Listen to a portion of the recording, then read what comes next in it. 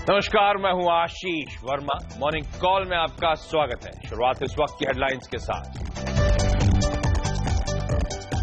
Crude में आई 4% की मजबूती से अमेरिकी बाजारों ने बनाया जश्न।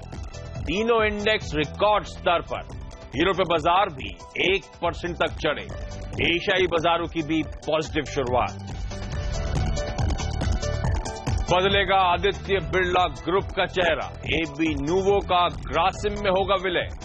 नई कंपनी न्यू ग्रासिम 5 हिस्सों में बटेगी। फाइनेंशियल कारोबार एबीएफएसएल में होगा डीमर्ज।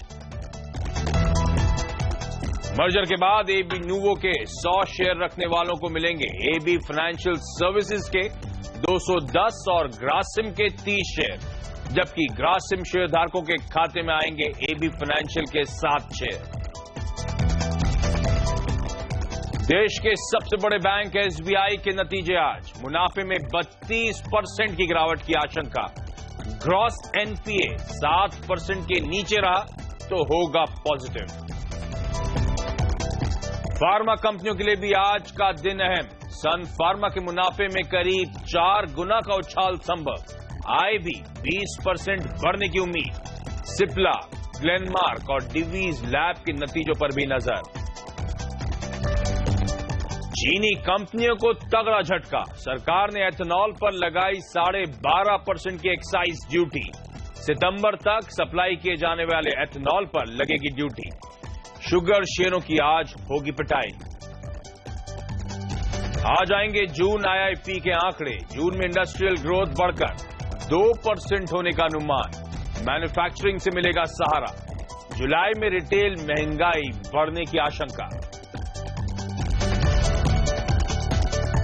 ओके, तो हफ्ते का आखिरी कारोबारी सत्र और ग्लोबल क्यूज आज के लिए पॉजिटिव है। कल सुबह मैं कह रहा था कच्चे तेल ने मूड बिगाड़ा और आज इनफैक्ट मूड बनाने का काम भी कच्चा तेल ही कर रहा है। जी हां, 4% से ज्यादा के उछाल के साथ कल कच्चे तेल में कामकाज हुआ और उसका फायदा पूरे ग्लोबल इक्विटी मार्केट्स को मिलता हुआ। अमेरिका में रिकॉर्ड ऊंचाई पर क्लोज। वहां के मार्केट्स में आधे से 2/3% का उछाल। यूरोप के मार्केट आपकी स्क्रीन पर आएंगे 3/4 से 1% की मजबूती। और आज एशिया की भी मजबूत शुरुआत होती हुई। ऐसे में एसजीएक्स निफ्टी, जो हमारा निफ्टी सिंगापुर में लिस्टेड है, सबसे पहले हमें ट्रेड के लिए इंडिकेशंस देता है। वो दर्शा रहा है कि शायद 1/3% के आसपास की शुक्रवार की सुबह आप मजबूती एक्सपेक्ट कर सकते हैं। सीएनबीसी आवाज के मार्केट एडिटर अनिल सिंघवी का मानना है कि आज भारतीय बाजारों में ग्लोबल बाजारों की मजबूती का सहारा मिलना है और निफ्टी में खरीदारी करने के आप मौके ढूंढने। तो अनिल के डिटेल्स में चर्चा करूंगा, कौन से लेवल्स की वो बात कर रहे हैं। अनिल नहीं, साथ साथ बाजार पे एक और एक्सपर्ट नीरव वखारिया को जोड़ेंगे। लेकिन पहले जो मजबूती आपको नजर आ रही है स्क्रीन पर, उसकी वजह है कच्चा तेल और ग्लोबल मूड जो बेहतर होता हुआ नजर आया है। सीधे चलते हैं अपने सहयोगी और आवाज के सीनियर एडिटर नीरज बाजपेयी के पास। नीरज जी, आज तो वाकई गुड मॉर्निंग कहना चाहिए। मजबूत संकेत नजर आ रहे हैं। जी हाँ, बिल्कुल गुड मॉर्निंग तो है ही है। और जो कल तक विलेन का काम कर रहा था, आज वो हीरो की तरीके से मार्केट के लिए काम कर रहा है, और वो है कच्चा तेल, क्रूड ऑयल। जबरदस्त उछाल 4.5% तक की देखने को मिली ब्रेंट और WTI में।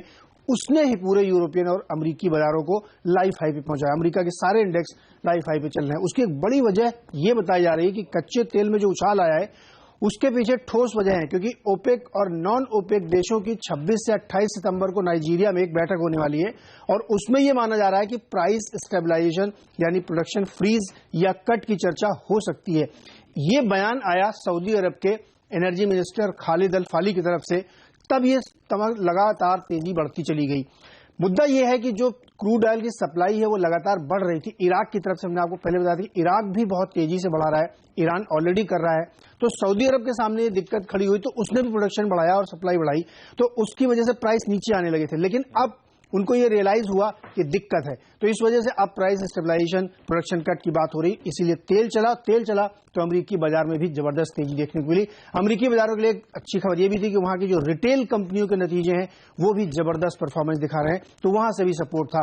और जॉबलेस क्लेम के जो डेटा है, जो वीकली डेटा आता है, उसमें गिरावट आई है हल्की सी, तो एक और पॉजिटिव था। लेकिन जो पूरा लब्बो लुआब बन रहा है वो क्रूड के आसपास बन रहा है। दिक्कत अब यहां पे आ रही, मुझे ये समझ में आ रही कि जो ओवर सप्लाई की सिचुएशन चल रही है, अगर उसको कंट्रोल करने के लिए आप प्राइस स्टेबलाइज करने के लिए प्रोडक्शन कट या फ्रीज करते हैं तो मार्केट शेयर की लड़ाई फिर से और इंटेंस होगी। दूसरा एक और बड़ा खतरा है आशीष, जो ये मुझे दिक्कत में डाल रहा है कि जो शेल गैस है और शेल ऑयल है उसको काउंटर करने के लिए सारे कदम सऊदी अरब की तरफ से उठाए जा रहे हैं, क्योंकि शेल ने अपनी प्रोडक्शन कॉस्ट कम करी है और सीधी फाइट दे रहा है। तो ये बहुत इंटरेस्टिंग लड़ाई पहुंचती जा रही क्रूड वाली, लेकिन फिलहाल आज के लिए बहुत बढ़िया क्यूज हैं भारतीय बाजारों के लिए भी। तो कच्चे तेल ने मूड सुधारा है, 4%, 4.25% का उछाल। सऊदी अरेबिया के ऑयल मिनिस्टर के बयान कि शायद ओपेक नॉन ओपेक मिलकर आउटपुट फ्रीज पर बातचीत कर सकते हैं। इंपॉर्टेंट इसीलिए क्योंकि सऊदी अरेबिया, ध्यान रखें, सबसे बड़ा कच्चे तेल का एक्सपोर्टर है। साथ साथ इंटरनेशनल एनर्जी एजेंसी का एक फोरकास्ट भी आया है जिसमें उनका कहना है कि 2016 के सेकेंड हाफ में कच्चे तेल का मार्केट और बेहतर होता हुआ नजर आएगा। डिमांड थोड़ी सी मजबूत और सप्लाई थोड़ी सी प्रेशर में आ सकती है। इन सब का फायदा कच्चे तेल को मिला और इन सब का फायदा ग्लोबल इक्विटी मार्केट्स को भी मिला।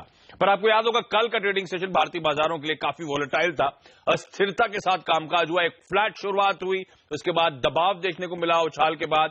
फाइनली लकली लोअर लेवल से आखिरी में जाते जाते एक स्मार्ट रिकवरी और सेंसेक्स और निफ्टी में 0.5% के आसपास की मजबूती देखने को मिली। निफ्टी 17 अंक मजबूत होकर 85-92 के लेवल्स पर क्लोज हुआ है। अच्छी बात यह कि लोअर लेवल से मैं काउंट कर रहा था, ऑलमोस्ट 50-55 पॉइंट के आसपास की हमने रिकवरी आती हुई देखी है। मिड कैप्स में 1/4% का उछाल था। कल बैंक्स फ्लैट थे लेकिन सरकारी बैंक्स में प्रेशर था। 3% का दबाव, वो रिजल्ट्स का इंपैक्ट, वो मूड बिगड़ने का, एसेट क्वालिटी को लेकर चिंताएं, आज भी बैंक्स फोकस में है। कल बैंक ऑफ बड़ौदा में हमने देखा था रिजल्ट्स के बाद 9% की पिटाई और ग्रासिम दूसरा स्टॉक था फोकस में, 6% का दबाव था। तो ये सरकारी बैंक्स और ग्रासिम और आदित्य बिरला ग्रुप की कंपनीज आज भी ट्रेड में फोकस में रहेंगी। एफआईएस की कल 600 करोड़ रुपए की खरीदारी का आंकड़ा है, हालांकि इक्वली मैच करा है घरेलू संस्थागत निवेशक यानी कि डीआईएस ने 621 करोड़ रुपए के आसपास की बिकवाली का आंकड़ा वहां से आता हुआ। लेकिन चलिए सीएनबी से आवाज के मार्केट से रिलेटेड अनिल सिंह भी अब मेरे साथ जुड़े। Anil ji hi, good morning. Global setup positive है, कैसे देखूं, कितना मोमेंटम है, क्या खरीदारी करने के मौके ढूंढे जाएं? 1/3 गैप अप तो शायद ऑलरेडी मिलेगा हमको। गुड मॉर्निंग आशीष। लगता है थोड़ी और मजबूती हो सकती है, कल से थोड़े से संकेत आए और जो हम बार बार कह रहे थे कि 8,500 वो लेवल है जिसकी शायद नीचे न जाए, तो सपोर्ट बनता हुआ दिख रहा है। लेकिन उतार चढ़ाव रहेगा क्योंकि डेटा अभी भी उतने मजबूत और पॉजिटिव नहीं है। तो गैप अप ओपनिंग के बाद थोड़ा और ऊपर बढ़ने के बाद प्रॉफिट बुकिंग आ सकती है। तो 8,650, 8,675 वो रेंज हो सकती है जहां तक बाजार जाने की कोशिश कर सकता है। 8,700 को पार करने में थोड़ी मुश्किल आएगी, लेकिन आज मैं ओपनिंग के बजाय क्लोजिंग पर ज्यादा फोकस्ड हूँ। दो चीजें आज के लिए इंपॉर्टेंट है। एक तो ये कि अगर 8,600 के ऊपर क्लोजिंग मिल जाए आज की, तो लगातार दूसरा हफ्ता होगा, फिर हम 8,600 के ऊपर बंद हो पाएंगे, तो तकनीकी तौर पर वो एक अच्छी क्लोजिंग मानी जाएगी। तो 8,600 के ऊपर थोड़ी मामूली पॉजिटिव मिल जाए, क्लोजिंग मिल जाए तो बहुत अच्छा होगा। दूसरा, इंट्राडे ट्रेडर्स के लिए कल का लो ना टूटे, 8,647 के आसपास का था, 8,547 के आसपास का है, इसलिए मैंने स्टॉप लॉस आज 8,650 का स्टॉप लॉस रखा है। तो वो लेवल इंट्राडे ट्रेडर्स के लिए अहम है।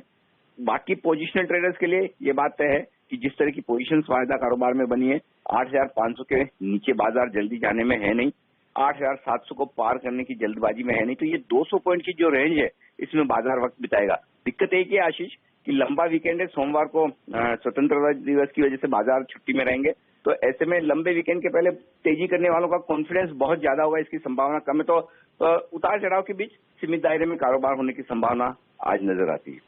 ओके, तो इस रेंज में लोअर लेवल्स के आसपास खरीदारी करें। निफ्टी बैंक निफ्टी में अनिल जो लेवल सुझा रहे हैं वो आपकी स्क्रीन पर, और सीधे एक और एक्सपर्ट को अपने साथ जोड़ते हैं, ग्लोब कैपिटल के नीरव वखारिया। नीरव हाय, गुड मॉर्निंग। आपको कैसा नजर आ रहा है चार्ट पे निफ्टी, क्या कॉल होगी आज के लिए? गुड मॉर्निंग आशीष। 2 दिन की एक लगातार गिरावट के बाद थोड़ा सा कल हमने शॉर्ट कवरिंग देखा और बाजार 8600 को दोबारा फिर से टेस्ट करने को क्लोजिंग के समय में देखा हमने। आई थिंक अभी भी मार्केट में जो नेगेटिव है वो बना हुआ है, लेकिन मुझे लगता है कि वीकेंड होने के कारण अब थोड़ा सा प्रॉफिट बुकिंग शॉर्ट कवरिंग जैसा हो रहा है।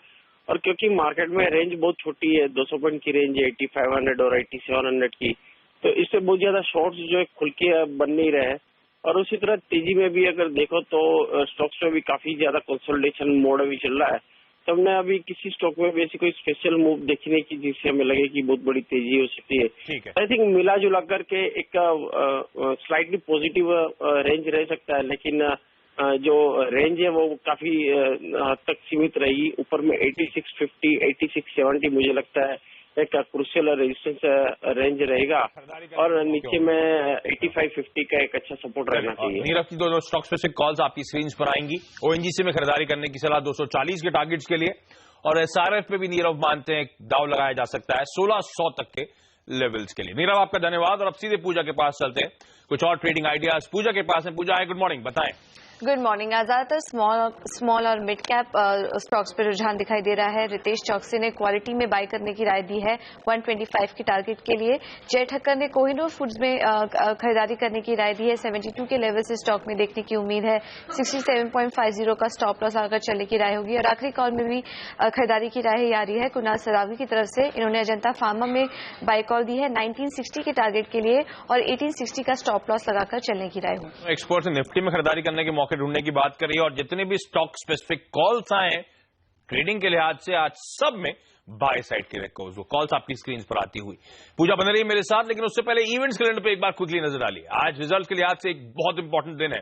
सबसे इंपॉर्टेंट तो एसबीआई के नंबर्स आएंगे। पूजा से भी जानूंगा क्या एक्सपेक्टेड है नंबर्स को लेकर। उसके अलावा Sun Pharma, Cipla, Hindalco, Bank of India, Oriental Bank of Commerce, Bosch, Jet Airways, इन सब रिजल्ट्स पे आज बाजार की नजर रहेगी। एसपी अपैरल्स की आज लिस्टिंग होने वाली है। आपको याद होगा 2-2.5 गुना सब्सक्राइब हुआ था ये आईपीओ। बच्चों के, इन्फेंट्स के गारमेंट्स बनाना और एक्सपोर्ट करने का काम है इस कंपनी का, तो इस लिस्टिंग पे नजर होगी। आईआईपी और महंगाई दर के आंकड़े आने हैं। आईआईपी में एक्सपेक्टेड है कि 2% का नंबर आएगा, तो मंथ ऑन मंथ एक उछाल देखने को मिलेगा। इन्फ्लेशन भी बढ़ता हुआ नजर आएगा, 5.77% से 6% के शायद इस बार पार जाता हुआ। और मॉनसून सत्र का आज आखिरी दिन है। लेकिन मैंने कहा था रिजल्ट्स के लिहाज से इंपॉर्टेंट दिन है, और देश का सबसे बड़ा बैंक एसबीआई आज अपने नतीजे पेश करेगा। क्या एक्सपेक्टेड है नंबर्स से? एसबीआई के नंबर्स कैसे रह सकते हैं? मार्केट मूविंग होने वाले हैं।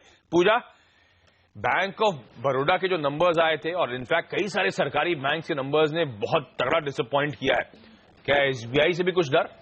जी, एसबीआई से भी कुछ अच्छे नतीजों की उम्मीद नहीं की जा रही है। हाँ, आपको बता दें कि पिछले क्वार्टर जो ग्रॉस एनपीए का आंकड़ा था वो 6.5% के आसपास था। स्ट्रीट मार्केट चल रहा है कि इस बार 6.9% के आसपास से आंकड़ा देखने को मिल सकता है। अगर इससे कम ये आंकड़ा आता है तो एक पॉजिटिव सरप्राइज होगा बैंक के लिए। इसके अलावा बैंक ने करीब 30,000 करोड़ की वॉच लिस्ट घोषित की थी। इसमें से कितने एनपीए होते हैं इस क्वार्टर, इस पर भी हमारी नजर रहेगी। और इसके अलावा लोन गाइडेंस दी थी करीब 12 से 13% की, तो ये आंकड़े कैसे होते हैं ये भी देखना होगा।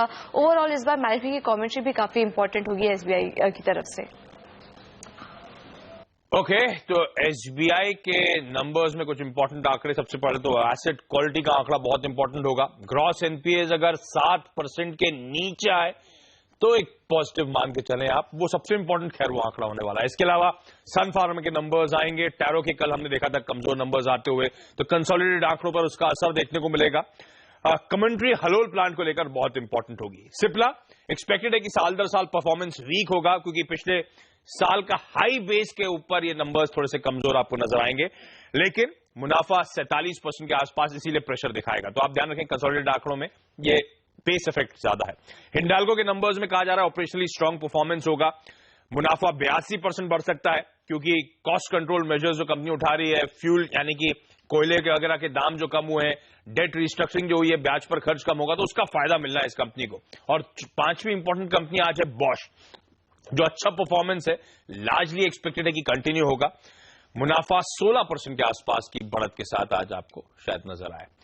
तो ये वो पांचों रिजल्ट्स हैं जिन पर बाजार खासतौर पर फोकस करेगा। इन नंबर्स के अलावा जो दूसरी इंपॉर्टेंट डेवलपमेंट है जिस पर बाजार खासतौर पर फोकस करने वाला है, वो है आदित्य बिरला ग्रुप में बड़े बदलाव जो हुए हैं। मेगा रिस्ट्रक्चरिंग के तहत एबी नूवो और ग्रासिम के मर्जर को मंजूरी मिली है। क्या है ये पूरी खबर, जानने के लिए चलते हैं अपने सहयोगी हेमंत गई के पास। हेमंत, हाय, गुड मॉर्निंग। मॉर्निंग आशीष। ये मर्जर की आखिर डिटेल्स क्या है और शेयरधारकों के लिए इसमें क्या है? महामर्जर है कह सकते हैं आप, और आदित्य बिरला नूवो का विलय हो रहा है ग्रासिम के अंदर, तो ये एक समझने वाली बात है। और दूसरी इंपॉर्टेंट बात कि फाइनेंशियल सर्विसेज का जो कारोबार है उसको अलग किया जाएगा और उसके बाद उसको अलग से लिस्ट भी किया जाएगा। तो अगर आप आदित्य बिरला नूवो के शेयर धारक हैं और आपके पास 10 शेयर हैं तो 3 शेयर आपको ग्रासिम के मिलेंगे, साथ ही एक आदित्य बिरला नूवो का अगर आपके पास शेयर है तो आपको फाइनेंशियल सर्विसेज कारोबार का भी शेयर मिलेगा और वो मिलेंगे 7 शेयर। ये तो हुई स्वैप रेशियो, लेकिन अगर आप स्वैप रेशियो को देखें तो ये ग्रासिम के लिए थोड़ी सी फेवर की बात कर रहा है और आदित्य बिरला नूवो के लिए बहुत नेगेटिव है। आज आदित्य बिरला नूवो का शेयर 8-10% भी सुबह सुबह गिर सकता है, तो ध्यान रखिएगा आदित्य बिरला नूवो बनेगा आज stock of the day negative side पर, ऐसा समझ में आ रहा है। वैल्यूएशंस को देखें अगर आप तो आप पाएंगे कि 47,000 करोड़ रुपीस का एक बड़ा कॉन्ग्लोमरेट बनने जा रहा है जिस तरह से आदित्य बिरला नूवो और ग्रासिम के बीच में विलय होने वाला है। इसके अलावा अगर आप देखें ग्रासिम के शेयर के साथ आज क्या हो सकता है, आप देखिए पिछले कुछ दिनों से ये चर्चाएं चल रही थी कि ये विलय होगा और ये भी माना जा रहा था कि आइडिया के आगे की ग्रोथ को फ्यूल करने के लिए ये विलय हो रहा है, लेकिन जो चेयरमैन है उन्होंने कुमार मंगलम बिरला ने साफ किया है कि आज जो आइडिया की डेट है वो ग्रासिम की बुक्स पे नहीं आने वाली, तो ये एक राहत की बात ग्रासिम के लिए हो सकती है। इसके साथ साथ ग्रासिम के जो कल नतीजे आए हैं वो अच्छे आए हैं, स्टॉक स्प्लिट भी उन्होंने अनाउंस किया है, तो काफी पिट चुका है ग्रासिम का स्टॉक, 14% तक गिर चुका है। तो आज हो सकता है रिलीफ के तौर पर सुबह शुरुआत में आपको ग्रासिम का शेयर ऊपर खुलता हुआ दिखे या फिर इतनी गिरावट ना हो, गिरावट थमती हुई दिखे, आप ऐसा भी सोच सकते हैं। लेकिन आदित्य बिरला नूवो के लिए आज मुश्किल का दिन हो सकता है। आइए आपको सुना देते हैं आदित्य बिरला ग्रुप के चेयरमैन कुमार मंगलम बिरला ने इस मेगा रिस्ट्रक्चरिंग पर क्या बयान दिए। Idea, I think, is a bit preposterous. Can I just finish? Yeah. Mr. Birla. And so I think Idea will have its own funding plan, as will, ABFSG. And to assume that this is being done, like I said, to fuel Idea is, I think, you're jumping the gun. That's not the intent as of now. Like I said, Grasim shareholders get exposure to new businesses. 2 new businesses which are fast growing and linked in with the growth of the economy.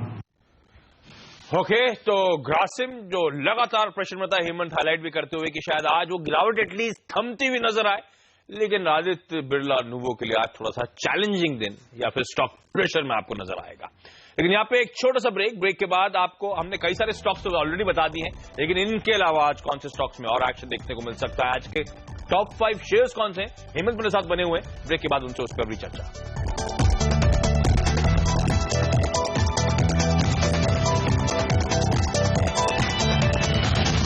Break के बाद आपका स्वागत है और आज के top 5 shares कौन से होंगे जो खबरों की वजह से हरकत दिखा सकते हैं, हेमंत मेरे साथ जुड़े हुए हैं। हेमंत बताएं।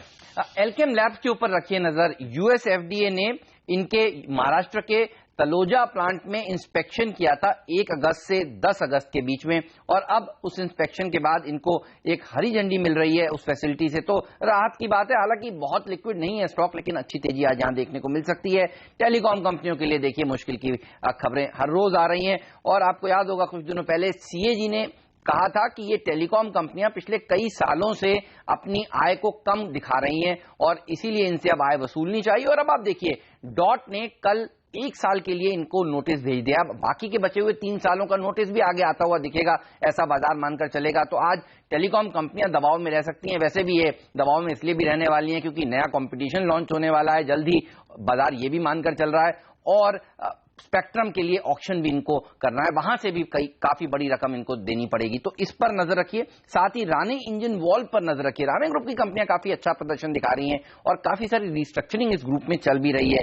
अब आप देखिए चेन्नई में राणे इंजन वॉल्व ने करीब करीब 7 एकड़ जमीन बेची है और उस जमीन बेचने के एवज में इनको 95 करोड़ रुपीस मिले हैं, तो एक अच्छी तेजी यहां बन सकती है। कल भी हमने देखा था जबरदस्त मूव यहां पर देखने को मिल रहा था। चीनी कंपनियों के लिए हम आपको रोज बता रहे हैं खराब खबरें आ रही हैं, और देखिए कल देर रात जिस तरह से सरकार ने एक नोटिफिकेशन जारी किया जिसमें एक्साइज ड्यूटी वापस से इथेनॉल पर लगा दी है, ये एक मुश्किल की बात है। करीब 5 रुपए प्रति लीटर का फायदा होता था इन चीनी कंपनियों को एक्साइज ना देकर, अब वो इनको देना पड़ेगा और ये एक खराब खबर है।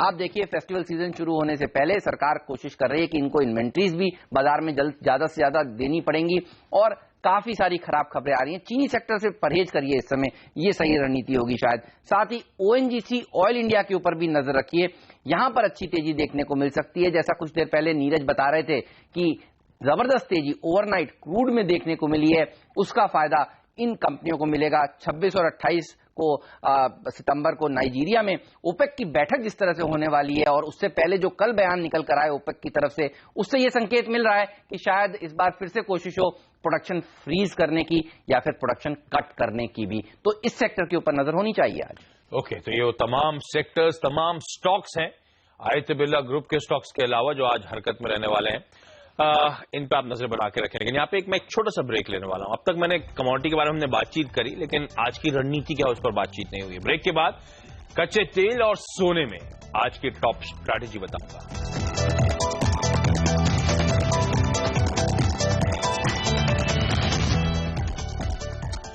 ब्रेक के बाद आपका स्वागत है और कमोडिटी मार्केट्स में आज की टॉप स्ट्रैटेजीज आई हैं एंजल ब्रोकिंग के अनुज गुप्ता की तरफ से, जिनका मानना है सोने में आप बिकवाली करके चलें, 31,400 के आसपास बेचें 31,100 तक के टारगेट्स के लिए।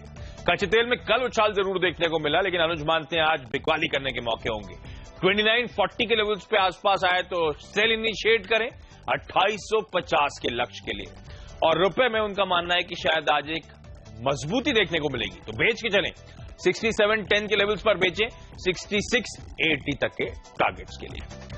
लेकिन चलिए, मॉर्निंग कॉल में आज के लिए इतना ही। SGX निफ्टी आपकी स्क्रीन पर एकदम फ्लैट ओपनिंग इंडिकेशंस, लेकिन अनिल और नीरव वखरिया दोनों से बातचीत करी। दोनों का मानना है लोअर लेवल्स पे बाजार में अभी भी खरीदारी करने के आज मौके ढूंढे। पर एक बात ध्यान रखें, एक लॉन्ग वीकेंड आना है, सोमवार को मार्केट हॉलिडे है, तो उससे पहले शायद आखिरी घंटों में कॉशियस ट्रेड्स आज देखने को मिल सकते हैं। लेकिन चलिए, छोटा सा ब्रेक के बाद हेमंत और नीरज लेकर आएंगे आपके लिए स्टॉक 2020।